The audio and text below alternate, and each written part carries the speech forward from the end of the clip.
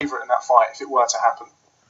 Well, you know, I don't want Joshua to get beaten by anyone else until I get a shot, a rematch of him. So I'll pick him. You know, and he's British as well, so I'm not gonna pick any. I think only two people I'm gonna pick over British fighters is Jamaican and Irish fighters. That's it. You know, because you know I'm British citizen. I'm half Irish, half Jamaican. Not half Irish, but quarter Irish and 3/4 Jamaican. So there you go. So those are the only. It goes in the order: Jamaican, Irish, British. So I'll back any one of my countrymen against any fighter in the world, you know. And Joshua's a British guy. He's not my favourite person in the world, but with mutual respect there because we're both doing our thing, and he's leading the charge at the minute, so you have to respect that. So, and I think he's a bit better boxer than Wilder, but they both have dodgy chins. They both get hurt. They both get knocked down. I think he's just a bit more together at the end to Wilder is. That's all. Do you think that because I mean, you talk about people like Bermain Stavern, who sort of waited around on the shelf. I mean, you're not doing that. You're not only taking fights, but you're taking risky fights. Do you think that it will work in your favour when you do get your shot? The fact that you're fighting guys like a Lucas Brown, like a Robert Helenius, which I don't think people really quite understood that was a tricky test, considering how the fight went. Do you think that's beneficial to you? Yeah, it is. Listen, I never had a long amateur career. So I'm learning the job. As these fights are happening, I'm figuring it out in a way and I'm learning and I'm improving the job. So these fights is necessary. Like Robert Helenius, 6'8" guy. People forget Robert Helenius has been in the ESPN Top Ring magazine for the last 5-10 years. He's a top prospect. He's meant to be the next Klitschko. He's a good fighter.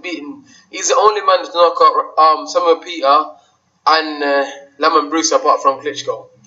You know, and those guys are tough guys, and he knocked them out. He was a good fighter. People forget. Robert Helenius had maybe 100 and something amateur fights. I had 7. I'm going up against it, and he's tricky. You know what I mean? He's a mover.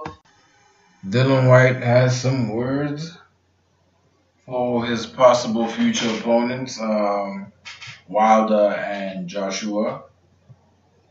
Yeah, I don't know who's gonna win, man. I really don't know. I was betting on Joshua at the get-go, like from the get-go. Now, you know, I've swayed more on the Deontay Wilder tip. No. But just to be as... I don't know, man. Both men possess the ability to knock each other out. You see, this is why heavyweight fights are interesting to me. It's not the technique that could land a win. It's just precision. Just get to this jaw, my guy. Boom. Could be over right there and then. You know? So with heavyweights, it's always hard to gauge how you think a fight is going to happen. Wilder is less orthodox than Joshua. Joshua is more of a classic boxer.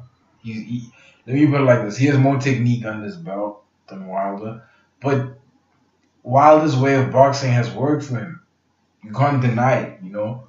It's worked for him for a while, you know. 39 KOs, you know. Undefeated.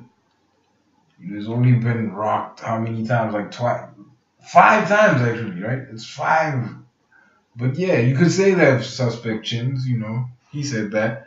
But I don't know who to bet against there, man. I really don't know. Let me know what you guys think. Like, comment, subscribe, and I am out.